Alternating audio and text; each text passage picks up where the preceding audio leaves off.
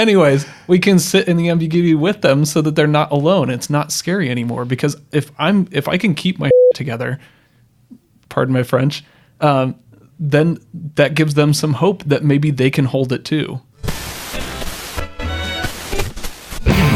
Explosion. Hey, this is Richard Zombek, and you're listening to Buds with Suds. Don't forget you can hear us on iTunes, Stitcher, Spotify, Google, and YouTube. Okay, so in this episode, I've got Dave Cave. That's right, Dave Cave. He is a recovery coach at Eliot Services. He and I had a long conversation. I almost didn't release this episode because he and I got into a little bit of the weeds. He's got a pretty extensive background in clinical care and addictions studies. And so at first I thought we got into a little bit of trouble around the mental health aspects and how that all correlates with substance use and the differences between mental illnesses and substance use as self-medication for mental illness. But listening back to the interview, I think it's well worth releasing and did make for an interesting conversation. So here is Dave Cave. David Cave, welcome to Buds with Suds. Thanks for having me on.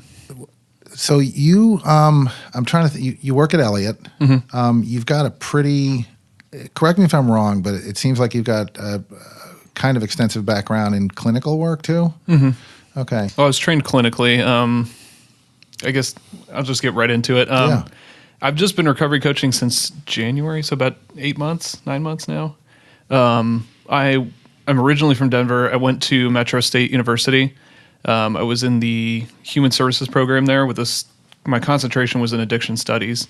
So my background is mainly in psychotherapy, psychology, counseling, stuff like that. Moved here, just started coaching because Danny decided to take me on. So yeah, I can kind of straddle the line between clinical and coaching because I'm somewhere in the middle. And Danny Ginnivan is the director at Eliot. Yeah. Right? Yeah. He's been on the show. He's been on the round table. So anyone who's listened to the show knows who Danny is. Sorry, I just wanted to get that in. Oh, that's okay. I should have. Yeah. No, you shouldn't have done anything. That's my job. So you started working with Danny at Eliot. Yeah. So here's what I'm curious about, right? Is you've got this background, this clinical background in addiction studies, and not many recovery coaches who do this kind of work have that kind of background, right? Do you think that that's an advantage for you, or I know that's kind of a weird question, but for me personally, probably not an advantage because my supervisors are always trying to leverage that. And I guess in terms of helping people, it's absolutely an advantage because I can look at things with my coach hat on or my clinical hat on, and I try to stray away from using clinical interventions because that's not what I'm getting paid to do. But in terms of when I'm talking to another clinician about, hey, this is what I think the problem might be, I can put it in terms in language that they can understand, and we can kind of analyze the problem from multiple different perspectives clinically. I get that my supervisor a lot of the time, not Danny, but my other supervisor, because I have 2 or 3 of them. 15 supervisors. Yeah. I'll be like, I'm not really here to speak clinically, and she'll be like, no, like really, I need your clinical like perspective on it because you understand, So I can kind of do both, and it can be good or bad. It's a double-edged sword a lot of the time. Yeah, I would, because I think there's kind of this perception that there's a battle, right, of us and them, right? So, as a coach, my propensity, or for lack of a better term, I'll just like my way of thinking, right? And you hear this a lot, particularly around here in AA and NA and groups and recovery places, is that you can't know anything about recovery or about this unless you're one of us, right? And that the clinical and medical community know nothing about this, and screw them, and we're the recovery coaches, and the reason they brought us in is because they haven't been able to do this. Yeah. Right. Yeah. And that's there seems to be that kind of battle of whatever pride, wits, whatever you want to call it, going on. So where I'm interested in your perspective on this is, how do you navigate those two? Because you have a lot of knowledge in both, right? We'll get to your own personal background in a minute, but what's your feeling about that kind of attitude, I guess? I mean, it's kind of hard because we're appealing to the clinical world to legitimize us, right? Right. I guess it's really what it comes down to. And I guess it's different because my perspective has always been counseling in Colorado and the West in general. Like, we don't have a lot of the infrastructure that Massachusetts especially has. With Mass Health and everything else. Like, we don't have that. So coaching, clinical, all that stuff looks totally different. And due to that, the program that I was in for substance use counseling essentially looks very different than counseling here looks like. How so? A lot of the people were in recovery. Like, almost everybody that I was in school with was in recovery. And it was a lot of, hey, like, I got a lot from this. I want to give back. It was a lot of people in early recovery who, like, I think their hearts were in the right place, but sometimes it's not the best to just jump right into school into trying to help people, Right. And I think that you guys have talked a lot on the podcast before about how counseling used to be a lot closer to a peer role. And I think there it still very much is. Well, close to a peer role in that there was self-disclosure. Yeah. Right. So I think like around the 70s and stuff like that, around the 80s, things started to change where there wasn't any kind of self-disclosure. And that self-disclosure model now appears in the peer role, but in the clinical field, not as much. But you're saying on the West Coast, there still is that kind of... 100%. Yeah. Really? I worked at a counseling office for a few years, and that's how I got interested in addiction specifically.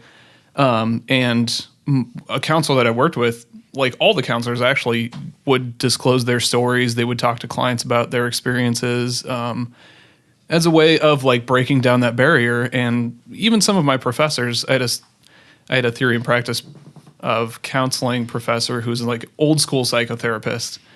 And he would tell us, hey, in the clinical field, they're going to tell you 100 times out of 100, do not disclose your own story. Don't talk about what you've been through. Don't talk about your experience. But when you're hitting a wall with somebody and they won't let you in, if it's relevant to that client, then disclose. Like, what's the big deal, Yeah, and there seem to be some pretty hard and fast rules around when that disclosure happens, right? And I mean, you just gave an example of that. But whereas I think in coaching, it's more, this is what I did, this is who I am. Yeah. Right? So there's not, and I think there needs to be more of it in terms of boundaries, in terms of when is disclosure. I think disclosure is always important in coaching, but I think too that when does it become my session more than the recovery session, right? Absolutely. When am I trying to either inflate my own ego or come to terms with my own issues in a conversation with someone, and when am I actually doing work that's going to help the other person? Yeah, right. Yeah.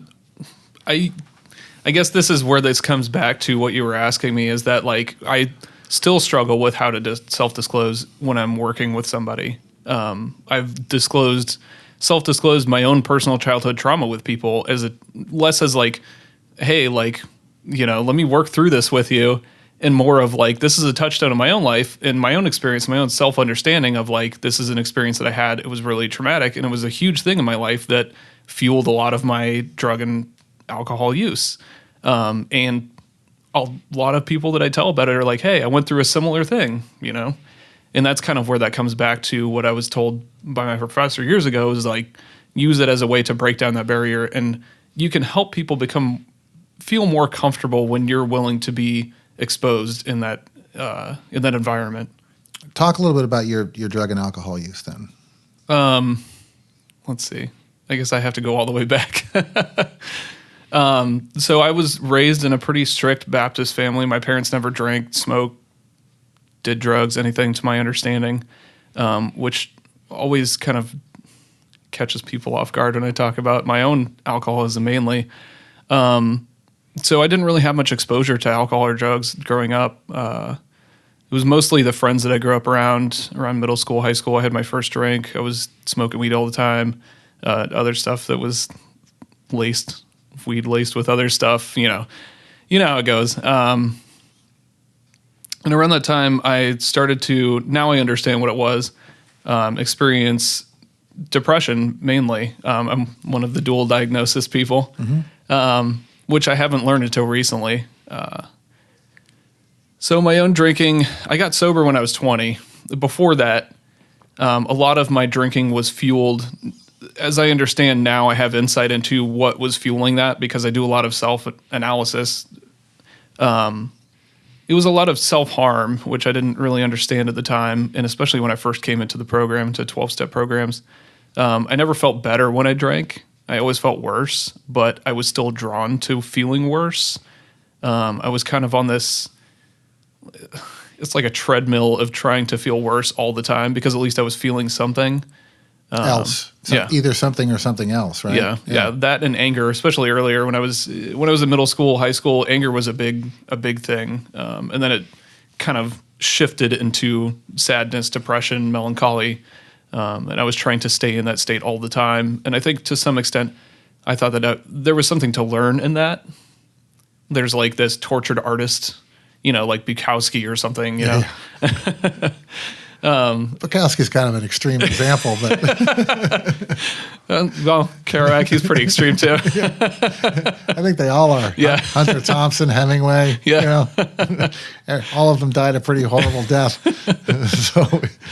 So that's like what I was trying to. Tortured artist is definitely the goal. Yeah. That's what I was trying to get out of it. I thought, like, hey, like maybe if on some level, like maybe if I act like these guys and I stay on this. I guess it's the opposite of a hedonistic treadmill, but it's like a melancholic treadmill that like I can find some deeper meaning in life, or I can make something that's worth, people reading or something like that. And I just like at a certain point, I didn't like who I was anymore. I dealt with a lot of self-hatred and I was doing things that I didn't like. I was trying to sleep with people all the time because I just wanted some closeness, like we talked about, like some feeling, something, and I just made a decision, I think it was January 1st, 2007, just completely happenstance. I didn't make like a New Year's resolution or anything like that. It just happened to be that day. I just decided to give up drinking and smoking cigarettes the same day. I had a friend a few months later, he was abusing painkillers, prescription painkillers, and he was going to Narcotics Anonymous. Got started going to meetings with him, and I had a lot of imposter syndrome. I didn't think that I belonged because everybody in the program was like, hey, I was partying, or like I felt better, or whatever it was, and that did not resonate with me at all because I felt worse every time I drank, but I still did it anyway. I had a conversation. I was probably 3 or 4, maybe 5 years into sobriety. And I was talking to a friend of mine, and he said a friend of his had stopped smoking pot because it made her feel paranoid and anxious. Mm-hmm. And I looked at him and I go, I would take paranoid and anxious over this any day, right? Yeah. It was like, it wasn't a question of ever wanting to feel better. It was just always wanting to feel different than what I was. Yeah. Right. And also that, and like you too, that emotional connection, right? Looking, kind of like, the old song, looking for love in all the wrong places, right? Yeah. It was like whoever was paying attention to me at the time was going to feed my whatever need I had at the time. And, drinking for me apparently helped, but like you, it didn't make me feel any better. Yeah. Right. I didn't go out and have great wild parties and have a lot of fun and crazy sex and stuff. I just drank because I didn't like the way I felt. Mm-hmm. And that made me feel different. And it didn't matter what different was. And most of the time it was pretty miserable, but at least I knew I was miserable. Yeah. I don't know if that makes... Yeah, and I guess like jumping forward a little bit, I got a sponsor in Narcotics Anonymous. He was an old heroin addict from Santa Cruz, California. He was going to school at Naropa in Boulder, Colorado, which was where I was going to NA meetings at. And he was somebody that kind of helped me put it in perspective like that of like, hey, because I was honestly, understandably confused what my motivations were. Why would you want to feel worse? You know? And he told me one day, he was like, sitting in that is kind of like sitting in a big warm pile of to put it lightly. Yeah. Like it's not good. Looking at it from the outside, it smells bad. It's horrible, but it's warm. It's comfortable. And it's familiar. If it's familiar, you know what you're getting. Right. And that was kind of the first insight into like, oh, that makes sense. I'm getting my needs met. You know, people have a lot of different ways of getting their needs met. So that it kind of brings up another interesting question, right? Is that you and I are talking, right? I mean, microphones, sure, whatever, right? But we're having this conversation, and there's a level of identification that's going on, right? And you find that in the 12-step programs and things like that, right? And this is not to put down the clinical field, but I do kind of want to explain to me to a certain degree is why is that, right? Is you and I. You've come to a couple of the learning collaboratives, that Mike Cochran was at, and Danny Ginnivan and Dennis Doris, all whom have been on the show, Steve Lesnikoski, and we've had these conversations about this, right? But so here you and I are talking about this, and I've had this same kind of phenomenon with them as well, just like I do in 12-step programs, right? Is I know exactly what you're talking about, right? I've never had that connection with a therapist, for example, right? I've never had, I've never seen, and again, this is not to put down the clinical field, but I've got you here, so I want to ask you, and because maybe you've thought about this, right? What is the difference between me going into the ED, having a 15 to 20 minute conversation with someone and then breaking down in tears because I said something that resonated, to someone who's clinically trained in addiction studies going in and coming out and going, yep, they're an alcoholic, they need to go to detox. So seriously, because that for all intents and purposes, that's what it appears to be, right? Is we go in, we sit down, we go, yeah, I know exactly how you feel. And the thing is I don't have to convince anyone that I know exactly how they feel. Right? It just seems to be understood that I do, that I've been there. And sometimes I'd say 50% of the time, I don't necessarily even start with, I'm in recovery, I've been where you are, whatever. I just go in and I go, so what do you think? What do you want to do? And there's this human connection that happens. I have no really good legitimate explanation for it. Yeah. Right. Yeah. And then by the same token, I'll see someone come in that's clinically trained and go in and they walk out and nothing's really resolved or happened. I'm assuming you've thought about this. I could be. Yeah. And I think there's a lot of facets to it. On the base level, we're bonding over shared trauma, right? Any substance use or mental health issue in general. And I tend to not separate the two like a lot of people do, because I think substance use is a mental health issue, and we need to stop separating the two as if they're two different things. Any substance use, any mental health issue is a traumatic experience, and we don't tend to think of it that way. Unpack that a little bit. We're putting poison in our bodies, intentionally to get some sort of experience out of it. And that was another big insight that I got through schooling. I took a psychopharmacology class, and I had a professor, and this has probably occurred to everybody. It's early on in their recovery, but it didn't hit me until 10 years in, I had a professor that said, anybody who uses a substance is just trying to make up for something their body isn't making. There's no reason why anybody would put this in their body if they weren't trying to get something their body wasn't making, which is such an elementary idea, but it never occurred to me. I think I might be having a hard time with that one. I'll have to give that some thought. So I think that shared trauma is part of it. You know, we speak the same language. We've had similar experiences. We're walking in, and we have this openness about us. You know, because we have the ability to get closer to people in a sense. We don't have this boundary of distance between. You know what I mean? I do, and it kind of it brings up a whole other side topic on that, and that's a lot of kind of the groups that I came up in AA and in 12-step programs, that the openness, right? When you were talking about this openness and this ability, it's almost like it's a willingness to be vulnerable, I think, right? And it's having that willingness to begin with, and then that being so painful that I had to do something about that. And when I started putting chemicals into me, right, it kind of muted that for a while. And then when I got sober, I'm left again with the person that I was, and super sensitive and vulnerable and questioning, right? So we can have conversations like this. And I think, one, because of our, you know, like you put it, shared trauma, one, because of our shared experiences, and that we speak the same language, right? There's an ability to communicate on a level that is more emotional and personal, and you get that sense immediately with someone, right? It's like when I know that I'm talking to another alcoholic or addict or whatever, in recovery or not, right? I know it. I just intuitively know that they know what I'm talking about. Yeah. And that's a rare thing, right? Because I've had conversations with quote unquote normal people, right? And they look at you like you're, what?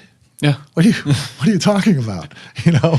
I mean, even just going back to our conversation earlier, like when you knew what I was talking about with, you know, trying to maintain this melancholic attitude all the time, you know, no one else I've ever talked to knows what that is about. Right. Even people that I know that are alcoholic. Right. They're like, I felt better. What are you talking about? But you knew. Yeah. Yeah. Because I wallowing in self-pity is comfortable to me. You know? It's like I would rather do that than go to work today. You know? And it's kind of that getting out of that too, right? Of going, okay, maybe this isn't good for me. You know, maybe I should start doing things that are good for me, that are going to make me happy, and maybe I do deserve to be happy every once in a while, right? I deserve to enjoy my life. It's like, oh, what a revolutionary thought that is, right? Yeah, and it's still hard. Yeah, even past realizing that. So how old are you? I don't think I asked you that. I'm 33, so I got sober when I was 20. So I have almost 13 years in recovery. Okay, so yeah, you and I are about the same amount of time in recovery. I'm significantly older than you, but hey, we all get there, right? By about 20 years. So I got a late start. I may have started later too. I don't really know. But so you grew up in Colorado? Yeah. I grew up. I've lived all over the Denver metro area. I guess in high school we moved up to the north end of Denver, so I'd spent a lot of time in and around Boulder. So that's where I met my sponsor. He went to Naropa University, and now he's like a trauma therapist or something for the VA. And he introduced me to Buddhism, meditation, all that stuff, and that kind of got like mixed in with my recovery and became the focus of it for a long time when I stopped going to AA. Yeah. So I got pretty involved with refuge recovery when it was starting. Against the Stream, like kind of co-opted my recovery about 5 years in. I started going to an Against the Stream group in Denver. And that kind of became the focus of my recovery. I stopped going to 12-step as much, and I was like, this is my thing now. Like, kind of like those old school drunks that go to church and they find Jesus and they're like, oh, I don't need AA anymore. I'm going to church, you know? That was me, but with Buddhism. So is Against the Stream, is that an offshoot or a part of Refuge Recovery, or? Yeah, that was the original, was Against the Stream. And then refuge recovery kind of branched off of that. And that kind of all started with Dharma Punks, right? Is that how that went? Right? Yeah. With Noah Levine, is that? Yeah. Okay. I read there was one particular sentence in there that struck me in one of his books was that he said addicts and alcoholics are an exaggerated manifestation of the human condition, right? And that struck me. Yeah. And what I've found, particularly over the last few years, just listening and getting deeper into my own meditation practice and Buddhism and conversations and Dharma talks and things like that, is that there's not that much difference between what people talk about in 12-step programs and what people talk about I think it depends on the program too, right? It depends on the groups, and it depends on which let's say, flavor of AA you're going to. And the North Shore of Boston I think it's got more AA meetings per capita than any place else in the country. And so if you can't find a meeting that you like, you're not looking, is what I usually tell them. And I don't push 12-step on anyone, but but I think at the root of that is the most important part, I think, for me, at least in my recovery, was communication and being amongst other people that thought like I did, right? That I could have a conversation like you and I had about being melancholy and going, oh yeah, absolutely, right? That Me Too thing, and not hashtag Me Too, but the other one. Me Too, I've been there, and I know exactly what you're talking about, and that I don't have to go so deep into explaining it to you that we get lost in all of that. We can continue and have a different, a separate and continued conversation, because we've already kind of established that we both understand that area that we hit on, and then the conversation can go from there, right?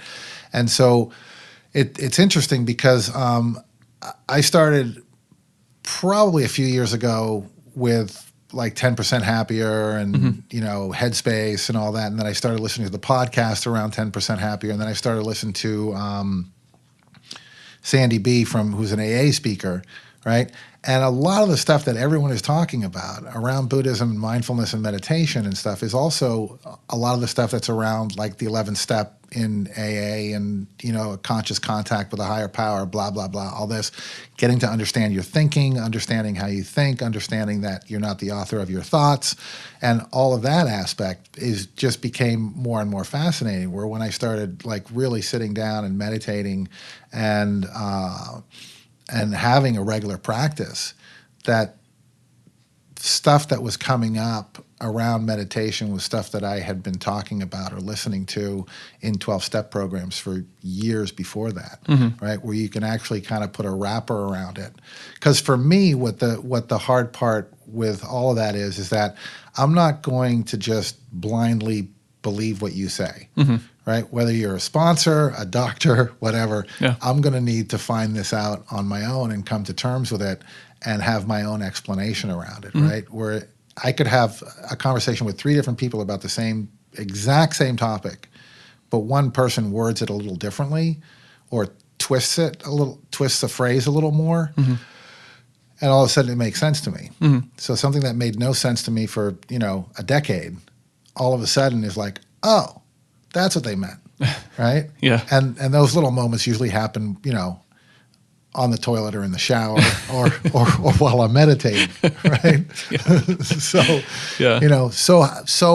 would you consider I'm assuming you still meditate, or is that a poor assumption? Meditation was a big part of my practice for a long time. In the last couple of years, I've kind of slipped more into not meditating really at all. I go to recovery Dharma groups, and that's mainly where I do my meditating. I don't know. I've listened to a lot of Dharma talks from monks and nuns and stuff, and some of them I knew.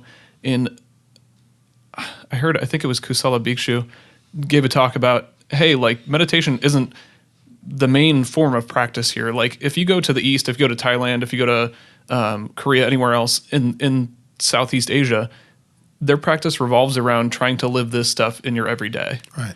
And that's kind of where my focus has shifted is embodying Sila, or it's basically like the 10 commandments of Buddhism, of how do you present yourself in the world? How do we actually like get off the cushion and put this stuff into practice? So I try not to be a human being every day is really what it comes down to anymore. How's that going? It's practice. That's why it's called practice. Yeah, exactly. I know. I've been trying that on for size too. And some days are more difficult than others. So you're at Eliot. Eliot has a lot of different kind of sub organizations. Is that if I'm not misunderstanding that, or departments? Yeah, I think it's more departments or programs, I guess. Okay, and so your particular program. I'm in ACCS. So Mike, that you just had on the other week, we're in the same program. Just about. We're just different areas. Is there a heavier mental health aspect in your role, or? I would say so, probably. Okay. I don't think that I have anybody I work with that isn't dual diagnosis. So that's definitely a big part of it. And I know, like, a lot of the times, technically, we say in trainings, like, you're not supposed to ask about medications or mental health aspects. But to me, and especially the people I work with, that's such a huge aspect of their substance use. Is like, well, how are you feeling day to day? Are your medications working? If they're not working, you're probably going to be drinking, however many nips it takes you to get through the day without hearing voices, or using heroin or whatever it is. So I 100% ask people about that stuff and touch on the mental health piece in conjunction with the substance use. So Mike and I kind of touched on this a little bit, is that it seems that, and I hate to use this term, but the population that you guys are dealing with seem to be primarily people with mental health issues, even though you made it pretty clear earlier that you lump in substance use as a mental health issue. But let's say mental health issues that have been pretty much clinically designated as mental health issues, right? And either their medication isn't working, and their substance use is primarily around self-medication for their mental health issue. Is that accurate? That's pretty much. It's not the majority, but it's definitely a big part of it. Yeah. So I guess my question on that is then, I guess what I'm trying to figure out is, if people are self-medicating in order to address their mental health issues, are there other things that they could be doing and medications that they could be taking that would address those issues if they were made more available? And is it an issue of it being unavailable, or is that really the only way that they can go to address those issues? That's a really big question. I honestly don't know. And I guess to put it in a way that I could explain from a clinical perspective or my understanding of how things are approached clinically is, and I'm not a psychiatrist, granted, my understanding of it is like a lot of medication is just a guessing game a lot of the times. I mean, we have observable outcomes with a specific medication that people have taken. And so a psychiatrist looks at it and says, oh, this works with this population, let's try it here. Similar to a clinical intervention. A lot of clinical interventions, like, we try it, it works, it doesn't work, we might use it again, we'll see. And so a lot of the times that seems to happen, especially with people that are self-medicating, as their meds aren't working. And so I usually tell them, because they don't want to talk to their psychiatrist about it, tell your psychiatrist it's not working. They'll either up your dose, decrease it, they might move you to something else. Maybe that'll work. Who knows? It's all a guessing game in the end. But I guess, yeah, I don't know that I have the answer to that. Yeah, it seems like, I don't know. I mean, I asked that question, and then there's real, part of the problem is that there's no real good answer to it. Yeah. And I also don't want to, I don't like to leave questions hanging like that, and that it makes it a little difficult, because the thing is that if you're self-medicating and heroin and alcohol are actually addressing the voices in your head, then why wouldn't you continue to use heroin and alcohol if that's making your life easier? Yeah. Right? And then how do you, as either a recovery coach or even a clinician, address that and say, look, this drinking is really a problem? It's like, no, it's not. Yeah. You know? Yeah. I have a guy that we're going through that currently right now. We've had meetings. I've had meetings with clinicians about him, and it's I always try to tell them, look at it from his perspective, because that seems to be like a big thing that a lot of them don't do, is like thinking about it from their perspective. What reason are you giving him to get off of what he's using? Right. 'Cause- except that it's bad for you, and there's a moral issue around it. Yeah. Right? Is that drinking is bad and doing heroin is bad? Well, is it, if it's making my life easier? Yeah. So I think in that respect, I would imagine as a recovery coach that, unlike you, isn't clinically trained, right? Doesn't have that kind of background. Now, what do you do, right? Because your job is really to stop people from drinking and using drugs, right? And when you're stuck in that kind of like, well, but you don't understand, right? If I stop using drugs, I'm screwed. Yeah. Right? And it's not a question of, I don't want to be sober because life's just too painful. It's like, I don't want to be sober because life is completely unbearable, right? and not in a hyperbolic way, right? Like, oh, my life's so sad. It's like, okay, whatever. Sure, I hear that too, right? And I felt that. Yeah. But if you have real mental issues going on, and they're psychological or biological, and alcohol and drugs are actually addressing that. How do you address that in an environment where it's basically a recovery coach with a certification? So where does the role of a recovery coach come in a situation like that, I guess, is the question. I mean, I guess looking at our tools, motivational interviewing is our biggest line of trying to address that. And I don't know, I think a lot of people use motivational interviewing to the degree that it is literal and that they're trying to motivate someone to change. A lot of the times when I talk to people, I try to poke holes in their argument for why they're using. You say that this is working. It's obviously not working because your family won't talk to you. Your relationship with your siblings is strained. You lost your house, you lost your job, whatever it is. So what? It's obviously not. Try to explain that to me. That's not motivational speak.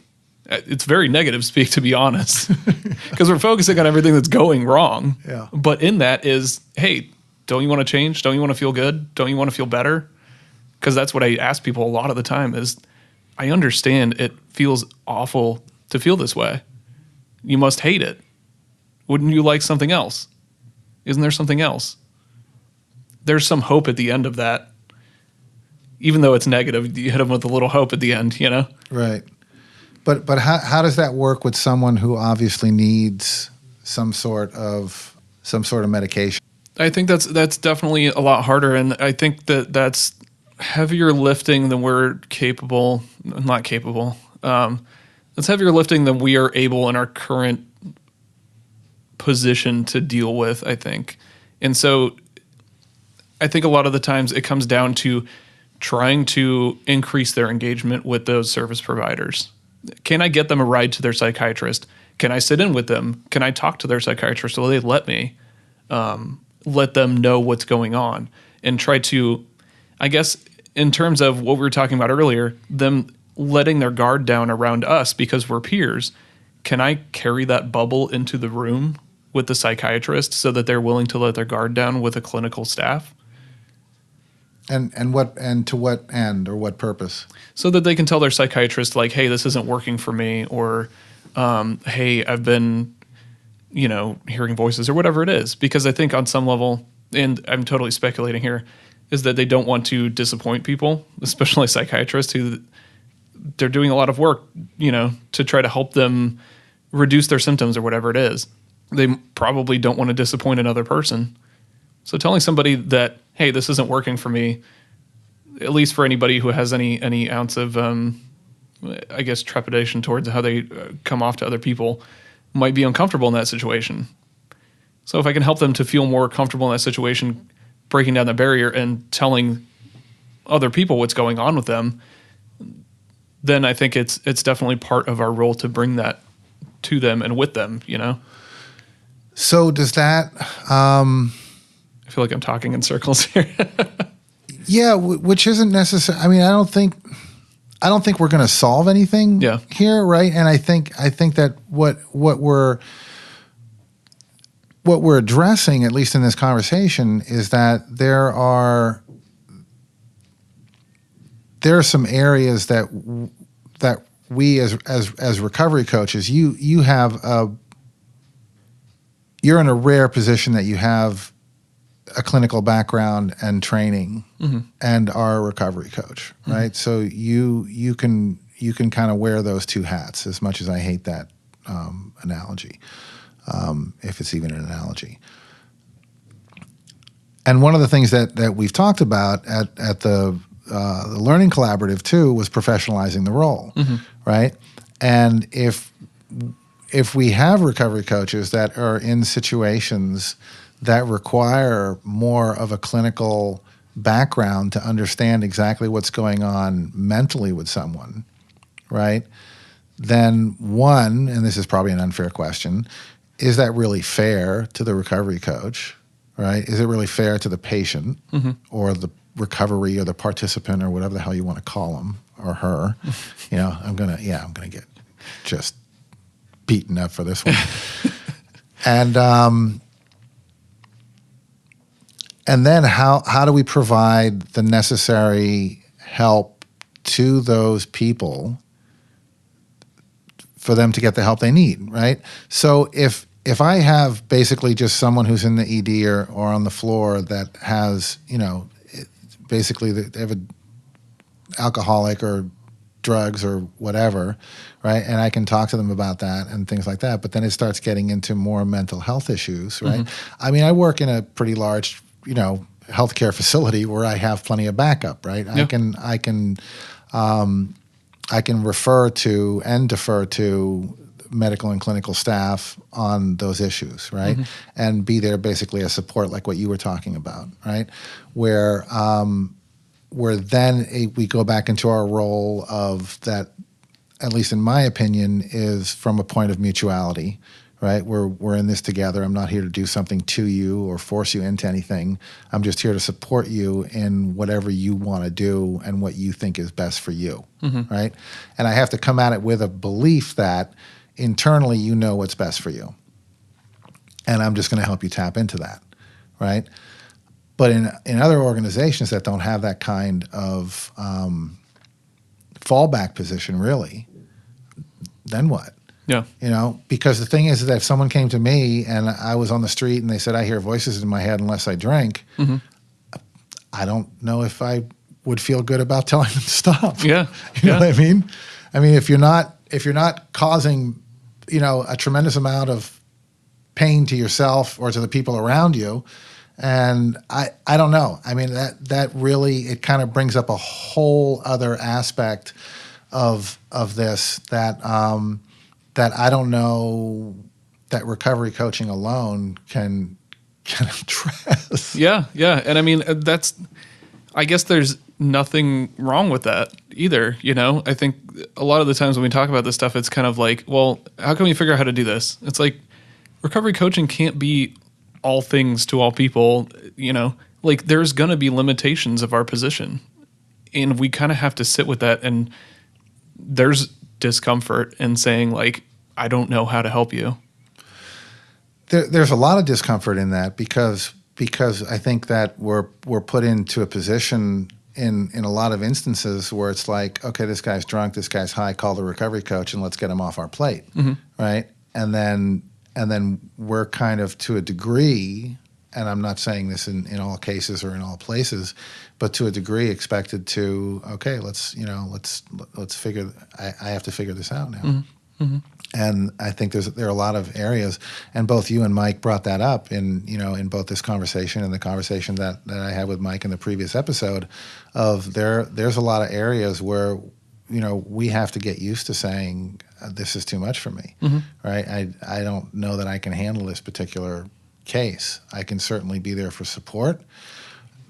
But then how does that fall into what the peer support role is, right? Yeah. Then are we navigators or interventionists, or how does that work, right? Yeah. I mean, the thing is that the role right now, as it stands, and for however long it's been happening in its current iteration, seems to be having positive results, right?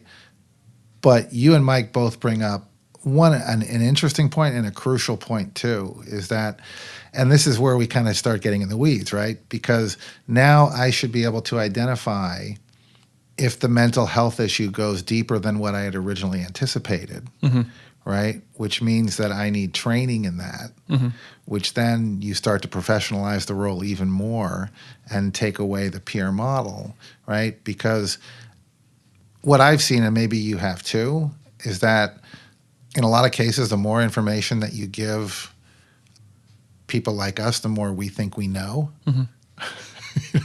Yeah. and it becomes a little dangerous, Yeah. right? It's like now all of a sudden I think I can walk into the ED and talk to a doctor in their language, and really I can't, right?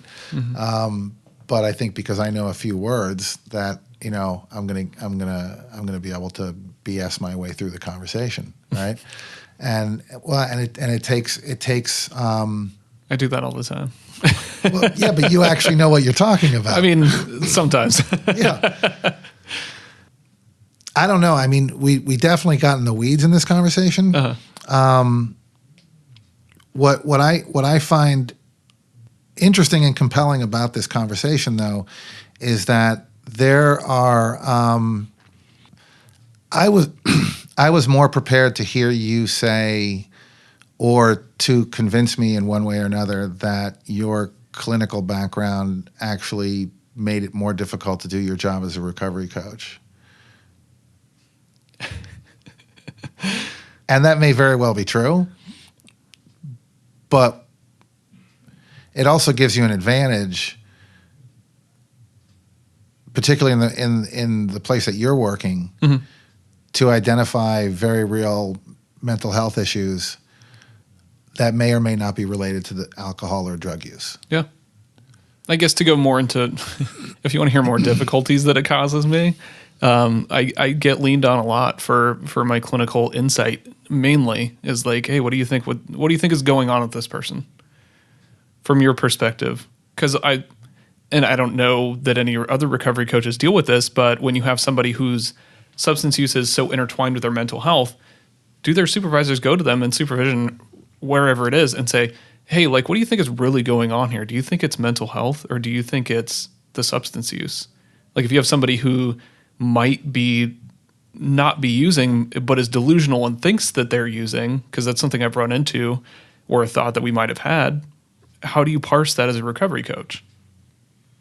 Because we're not really trained to, we just, a lot of the times I just present, hey, here's the thought I have. It might be an idea, might not be the thing. Who knows?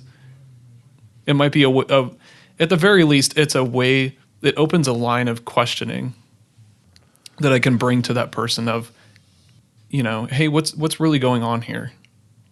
Like, where is this coming from? And this kind of gets into the analyst side of it. So we're getting into the professional side of it, because we're getting into psychoanalysis of like, what is the root of this? Which to me personally, that was a huge part of figuring my own stuff out, was I can address my drinking on the surface. I can address that I don't feel good. I can address that I'm depressed, that I, on some level, enjoy that, and I'm trying to keep that around. But like, if I dig under the surface a little bit, what is under that? What's driving that? Where is that behavior coming from? So do you think that, and I don't know if this is an opinion, a diagnosis, or what, but do you agree with, because there's a certain school of thought too that says that all addiction and alcoholism and all of that is caused by some trauma?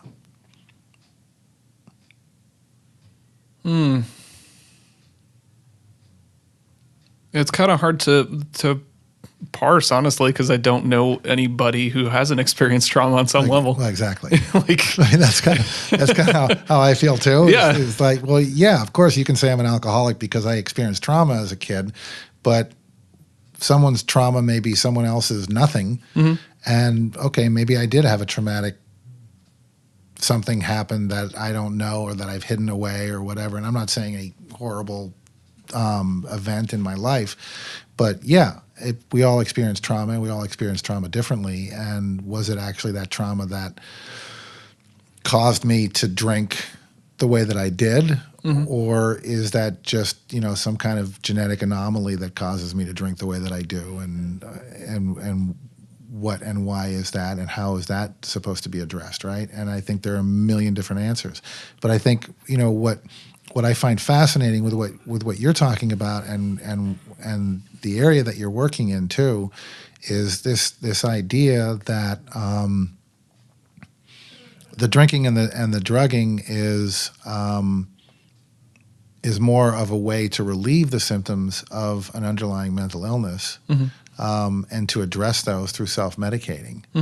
And what role or potential role does a recovery coach play in that, more than to be supportive to another human being and, to use a term from 12-Step, a transmission line, some sort of support, human, moral, or whatever, with whom I can identify and that can help me navigate a system that up until now has failed me.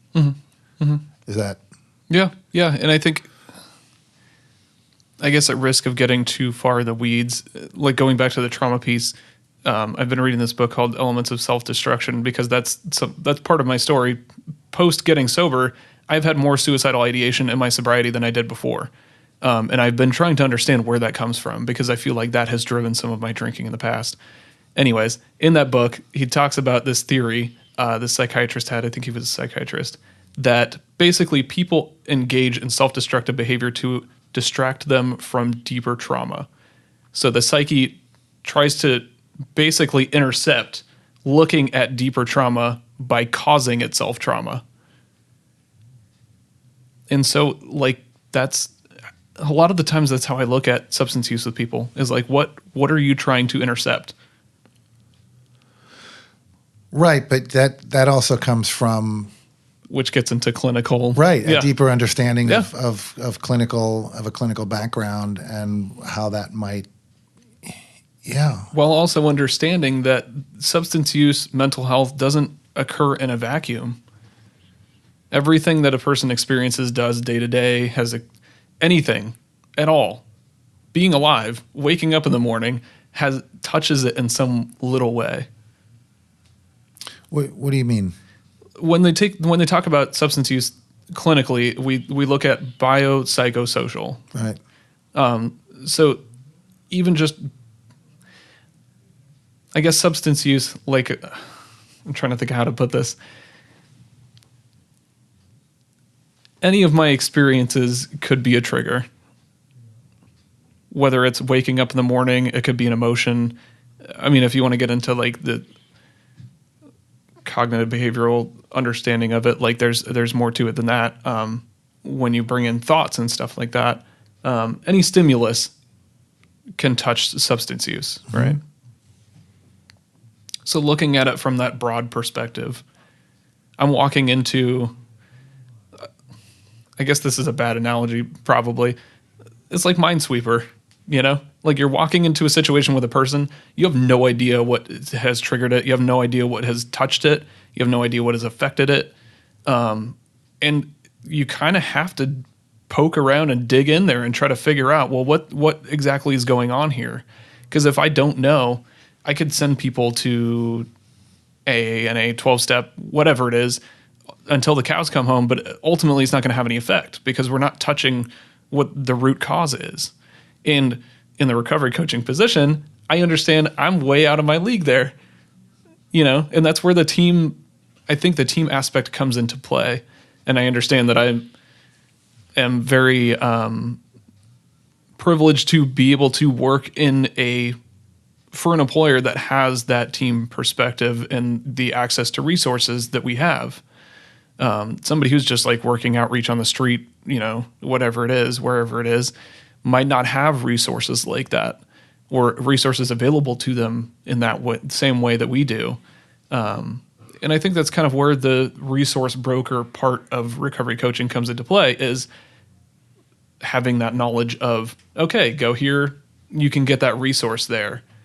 Or if you can't get a resource that's deep enough or good enough, go to a 12-step group. You can kind of figure that out, So, I mean, what's interesting, right, is that both you and I work for organizations that have those resources available, right?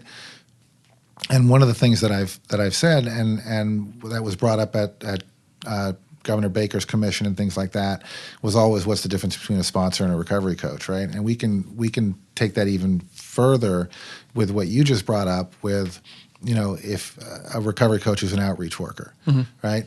Is that so? The role really stops at you should stop drinking, and then good luck and Godspeed. Right? It's like, let's hope that once you do this, your life turns out as well as mine did, and I was able to find help from other people and whoever I spoke to, right? And that over the course of the last 12 or 13 years that I've been sober, I've been, pointed into different directions to go, maybe this person over here, maybe you should see a therapist, whatever, right?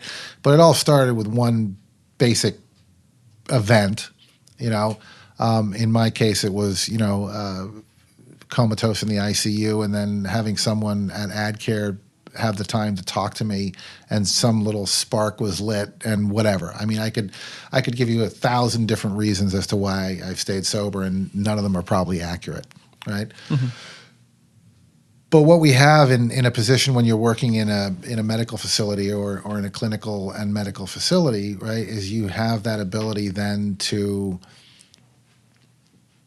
I think this is where it gets a little more interesting and probably more relevant, is that you formed a trust through a mutual connection and have the resources available for them to point them into a direction to continue to get more help once they've addressed their substance use issues or not, right? Is that we have the resources available to, you can get medical help, you can get psychiatric help, you can get therapeutic help, you have that kind of cohesive and collaborative care that happens in a lot of the primary care offices around here anyway. Right? Is that you have a lot of these different resources available to one person, whereas I think with outreach, and I'm not minimizing outreach by any stretch of the imagination, but the fact is that,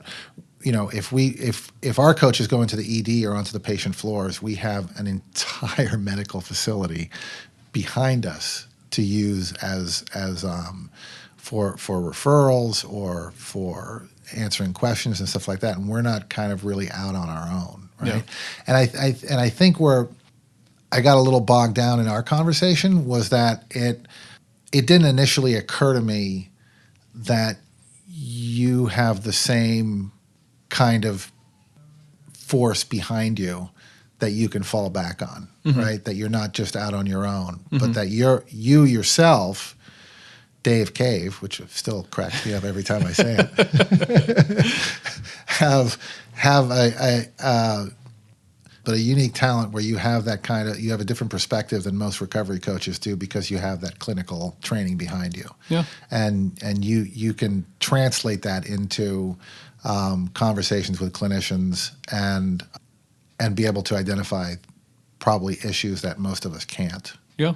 That again is a double-edged sword, just like a lot of things in my life too. I'm a very analytical person. I'm very good at finding problems, and that works internally too. You good at finding problems or finding solutions to problems? That's part of my problem, is trying to figure out. My wife is always like, "Oh, you're so negative all the time. All you find is problems," and that's what I'm really good at. I'm very analytical. And I turn that in a lot. I do a lot of self-analysis. I gauge what I'm doing, where I am, my space, how much space I take up. how I come off to people, the things that I say constantly, which is maddening at a certain point. Yeah, but I wonder about that because I do the same thing, right? Yeah. I'm very I don't know if this is going to make sense to you, and I've spent a lot of time writing, right? I wrote professionally for a long time. I was nationally published and things like that. But even as a kid, I always took into consideration the myriad of different ways that someone could take what I was saying in the wrong way, right? And so before I even open my mouth, sometimes I'm going, okay, that could be taken this way. That could be taken. I'm going to offend those people over there. These people over here are probably going to question what I'm saying, right? And a lot of the times, and you've probably heard me do this at some of the collaboratives too, is so I want to say something, but what I don't mean is this. Yeah. And then I'll say what I was going to say anyway with that kind of, preface that this is not what I meant, and if you're about to take it the wrong way, don't, because I want to move on with the conversation, right? So I think you and I come at things in a very similar way in that, you analyze things, and my initial thoughts are always negative. I mean, I'm an incredibly negative person. It's like everything ends, and it's usually at the level of a nuclear disaster, no matter what is going on in my life. But and I don't know that approach is, necessarily a bad thing. Yeah. Calling it negative has its own connotation, but to me, it's preparation for the inevitable. Yeah, and it's something that I've learned I guess to make it personal, but then like draw it out into something larger is like in my marriage, I'll pick out a problem and I'll hand it off to my wife, who's much more of an optimist than I am, to handle and come up with a solution for. And we can bring that into the team perspective in what we do as coaches is like, or even from a clinical perspective, I can pick out problems and hand it off to someone who's more solution focused to handle from there. I don't know if that's... No, I get what you're saying. And I guess what I'm curious about too, and we can wrap it up because believe it or not, we've talked for more than an hour.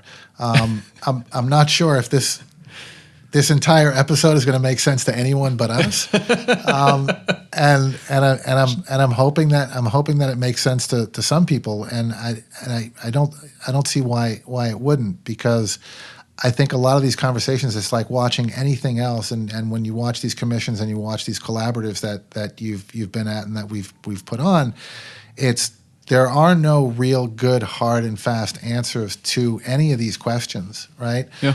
But to wrap it up, I am curious, and I'd like to have you back on. I'd like to have you on some roundtables. I'd like to have you back on to maybe talk about some more specific issues.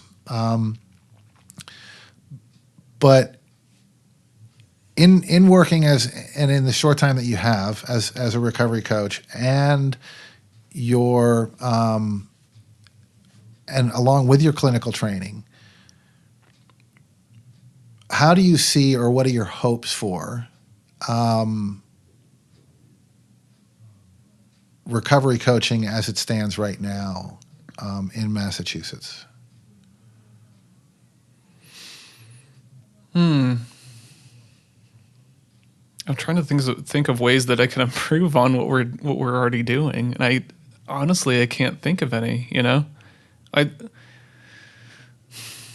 As it stands in Massachusetts, I think it's as good as it could be right now. In terms of, I know some coaches in other states, in Colorado even, and the job is so close to an addiction counselor that it might as well not exist. Here, I think that recovery coaching specifically has kind of carved out its own niche, and we do something that not a lot of other, I guess, clinical staff really can't do the stuff that we do. So I guess like kudos to all of the people that came before us that kind of helped shape that, like, because it's not like that in a lot of other places. It's kind of overlapping with other stuff, and we overlap with clinical staff to some extent with some of the stuff that we do, but I don't know. Ask me if there's a problem and I'll find something. Yeah, I'm getting that sense. I think what when you talk about the niche that's been carved, I think there's been a fair amount of resistance, and I saw it during the Recovery Coach Commission.